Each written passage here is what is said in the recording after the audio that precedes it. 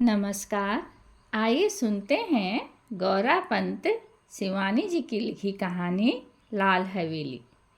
ताहिरा ने पास के बर्थ पर सोए अपने पति को देखा और एक लंबी सांस खींचकर करवट बदल ली। कंबल से ढकी रहमान अली की ऊंची तोंद गाड़ी के झकोलों में रह रहकर कांप रही थी। अभी 3 घंटे और थे। ताहिरा ने अपनी नाजुक कलाई में बंधी हीरे की जगमगाती घड़ी को कोसा। कम वक्त कितनी देर में घंटी बज रही थी। रात भर एक आंख भी नहीं लगी थी उसकी। पास के बर्थ में उसका पति और नीचे के बर्थ में उसकी बेटी सलमा दोनों नींद में बेखबर बेहोश पड़े थे।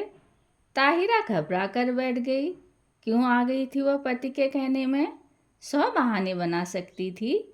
जो घाव समय और विस्मृति ने पूरा कर दिया था उसी पर उसने स्वयं ही नस्तर रख दिया।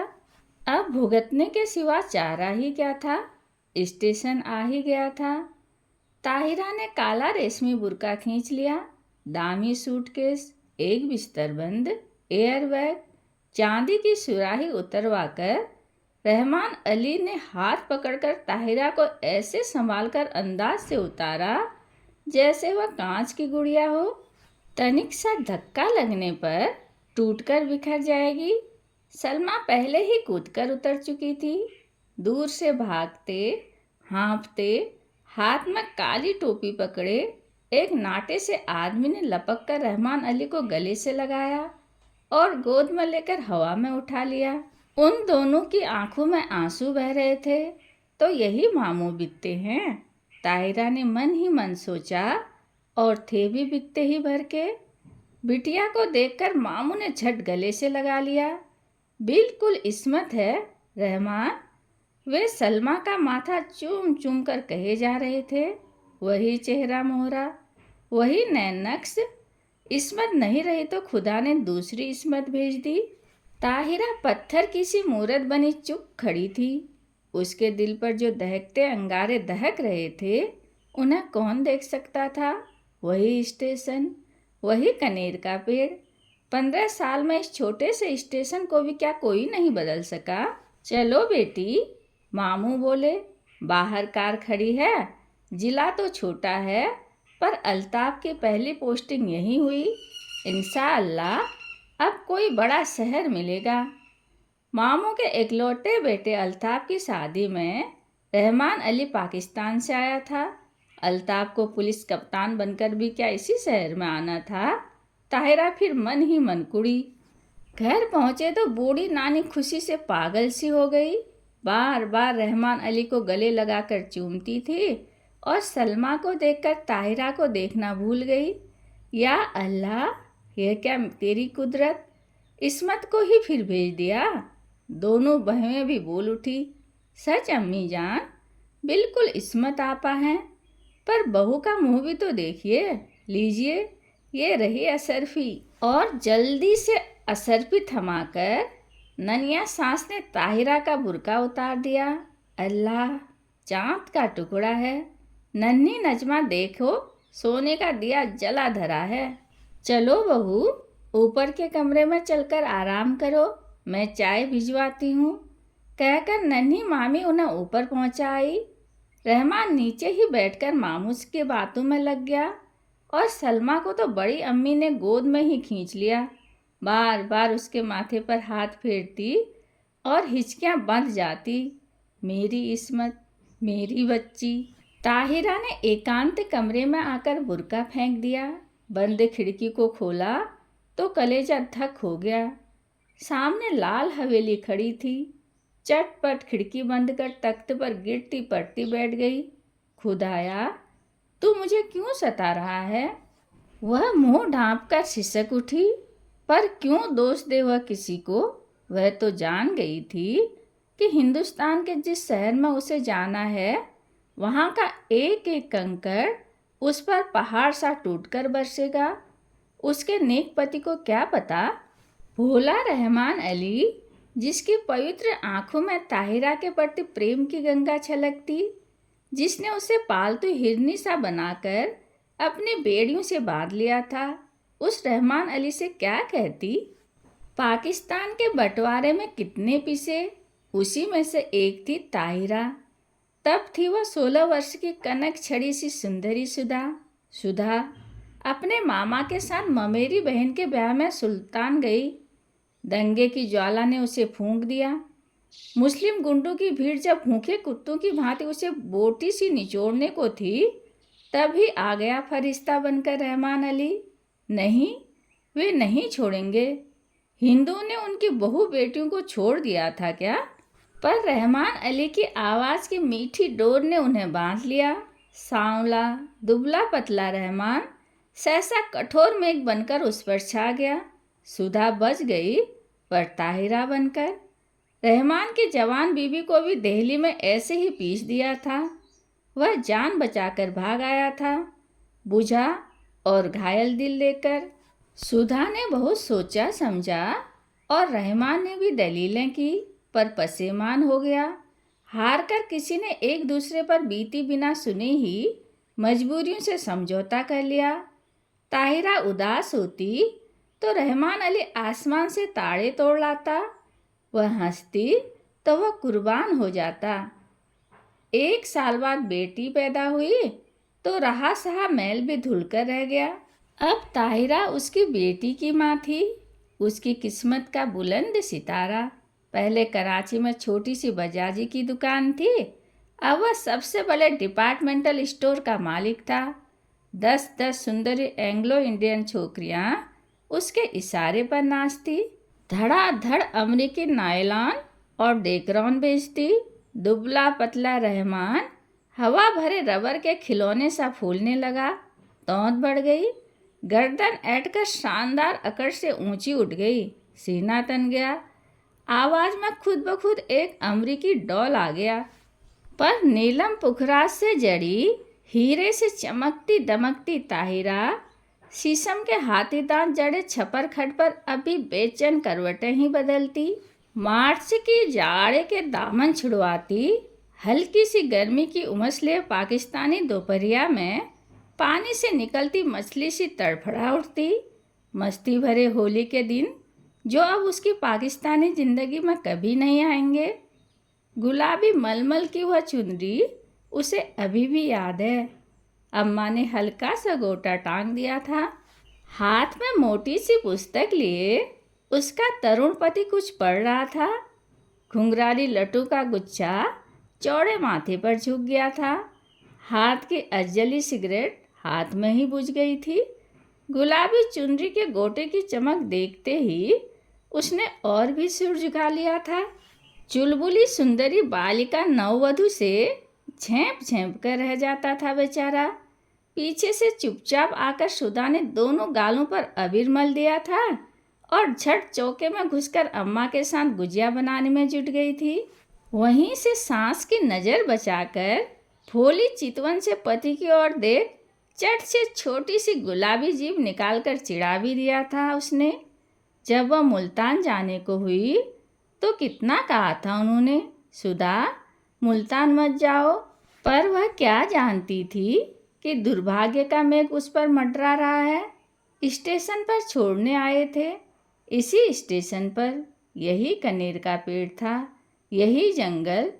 मामा जी के साथ गठरी सी बनी सुधा को घूंघट उठाने का अवकाश नहीं मिला। गाड़ी चली तो साहस कर उसने घूंघट जरा सा खिसकाकर अंतिम बार उन्हें देखा था। वही अमृत की अंतिम घूंट थी। सुधा तो मर गई थी, अब ताहिरा थी। उसने फिर कांपते हाथों से खिड़की खोली। वही लाल हवेली थी, उसके ससुर वकील साहब की। वही छत पर चढ़ी रात की रानी की बेल। तीसरा कमरा, जहाँ उसके जीवन की कितनी रस भरी रातें बीती थी। न जाने क्या कर रहे होंगे। शादी कर ली होगी, क्या पता बच्चों से खेल रहे हों। आंखें फिर बरसने लगी और एक अनजाने मुँह से वह जूझ उठी, ताहिरा, अरे कहाँ हो? रहमान अली का स्वर आया और हड़बड़ाकर आंखें पोंछ ताहिरा बिस्तर बंद खोलने लगी। रहमान अली ने गीली आंखें देखी तो घुटना टेक कर उसके पास बैठ गया। बीबी, क्या बात हो गई? सिर तो नहीं दुख रहा है? चलो चलो लेटो चलकर। कितनी बार समझाया है कि यह सब काम मत किया करो, पर सुनता कौन है। बैठो कुर्सी पर, मैं बिस्तर खोलता हूँ। मखमली गद्दे पर रेशमी चादर बिछाकर रहमान अली ने ताहिरा को लिटा दिया और शरबत लेने चला गया। सलमा आकर सिर दबाने लगी। बड़ी अम्मा ने आकर कहा, नज़र लग गई और क्या। नहीं, नजमा ने दहकते अंगारों पर चून और मिर्च से नज़र उतारी। किसी ने कहा, दिल का दौरा पड़ गया, आंवले का मुरब्बा चटाकर देखो। लाड और दुलार की थपकियां देकर सब चले गए। पास में लेटा रहमान खर्राटे भरने लगा तो दबे पैर वह फिर खिड़की पर जा खड़ी हुई। बहुत दिन से प्यासे को जैसे ठंडे पानी की झील मिल गई थी। पानी पी पी कर भी प्यास नहीं बुझ रही थी। तीसरी मंजिल पर रोशनी जल रही थी। उस घर में रात का खाना देर से ही निपटता था। फिर खाने के बाद दूध पीने की भी तो उन्हें आदत थी। इतने साल गुजर गए, फिर भी उनकी एक एक आदत उसे दो के पहाड़े की तरह जुबानी याद थी। सुधा, सुधा, कहाँ है तू? उसका हृदय उसे स्वयं धिक्कार उठा। तूने अपना गला क्यों नहीं गोड़ दिया?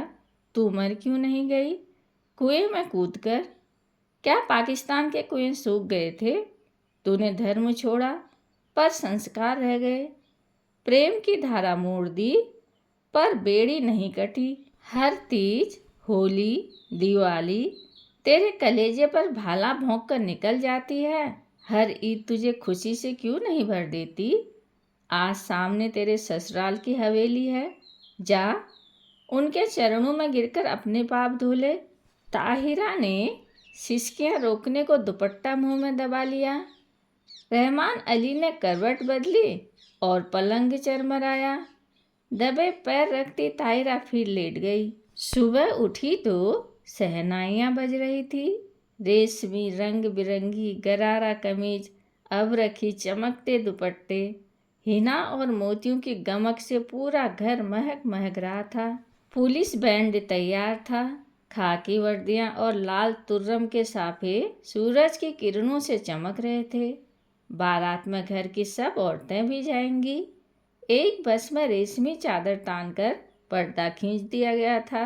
लड़कियां बड़ी बड़ी सुरमेदार आंखों से नशा सा बिखेरती एक दूसरे पर गिरती पड़ती बस पर चढ़ रही थी। बड़ी बूढ़ियां पानदान समेटकर बड़े इत्मीनान से बैठने जा रही थी और पीछे पीछे ताहिरा काला बुर्का ओढ़कर ऐसी गुमसुम चली जा रही थी जैसे सुध-बुध खो बैठी हो। ऐसी ही एक सांझ को वह भी दुल्हन बनकर इसी शहर आई थी। बस में सिमटी सिमटाई लाल चुनर से ढकी। आज था स्याह बुर्का जिसने उसका चेहरा ही नहीं पूरी पिछली जिंदगी अंधेरे में डुबा कर रख दी थी। अरे, किसी ने वकील साहब के यहाँ बुलावा भेजा या नहीं? बड़ी अम्मी बोली और ताहिरा के दिल पर नस्तर फिरा। दे दिया अम्मी, मामू जान बोले। उनकी तबीयत ठीक नहीं है, इसी से नहीं आए। बड़े नेक आदमी हैं। बड़ी अम्मी ने डिबिया खोलकर पान मुंह में भरा, फिर छाली की चुटकी निकाली और बोली, शहर के सबसे नामी वकील के बेटे हैं, पर आस न औलाद। सुना एक बीवी दंगे में मर गई तो फिर घर ही नहीं बसाया।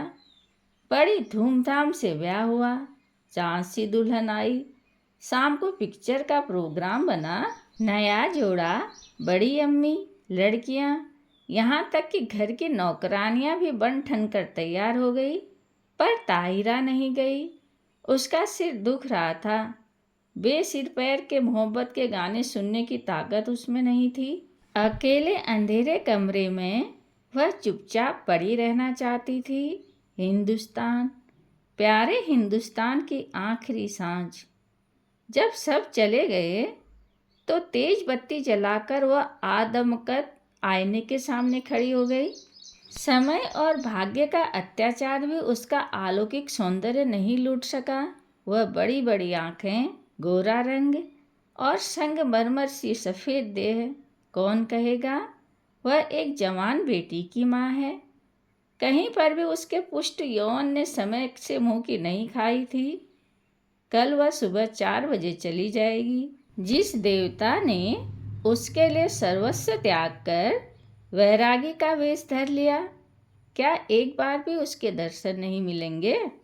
किसी नटखट शैतान बच्चे की भांति उसकी आंखें चमकने लगी। झटपट बुर्का ओढ़ वह बाहर निकल आई। पैरों में बिजली की गति आ गई, पर हवेली के पास आकर वह पसीना पसीना हो गई। पिछवाड़े की सीढ़ियाँ उसे याद थी, जो ठीक उनके कमरे की छोटी खिड़की के पास आकर रुकती थी। एक एक पैर 10 मन का हो गया। कलेजा फट फट कर मुंह को आ गया। पर अब वह ताहिरा नहीं थी। वह 16 वर्ष पूर्व की चंचल बालिका नववधु सुधा थी, जो सांस की नज़र बचाकर तरुण पति के गालों पर अबीर मलने जा रही थी। मिलन के उस अमूल्य क्षणों में सैयद वंश के रहमान अली का अस्तित्व मिट गया था। आखिरी सीढ़ी आई। सांस रोककर, आंखें मूंदकर वह बनाने लगी, हे बिल्लेश्वर महादेव, तुम्हारे चरणों में यह हीरे की अंगूठी चढ़ाऊंगी। एक बार उन्हें दिखा दो, पर वे मुझे न देखें। बहुत दिन बाद भक्त भगवान का स्मरण किया था, कैसे न सुनते। आंसू से अंधी ने देवता को देख लिया। वही गंभीर मुद्रा, वही लट्ठे का एक बर्रा पाजामा और मलमल का कुर्ता। मेज पर अभागिन सुधा की तस्वीर थी, जो गौने पर बड़े भैया ने खींची थी। जी भरकर देख पगली और भाग जा, भाग ताहिरा भाग। उसके कानों में जैसे स्वयं भोलेनाथ गरजे। सुधा फिर डूब गई। ताहिरा जगी। सब सिनेमा से लौटने को होंगे। अंतिम बार आंखों ही आंखों में देवता की चरण धूली लेकर वह लौटी और बिल्लेश्वर महादेव के निर्जन देवालय की ओर भागी। न जाने कितनी मनौतियाँ मांगी थी इसी देहरी पर। सिर पटक कर वह लौट गई। आंचल पसार कर उसने आखिरी मनौती मांगी, हे भोलेनाथ, उन्हें सुखी रखना, उनके पैरों में कांटा भी न गड़े।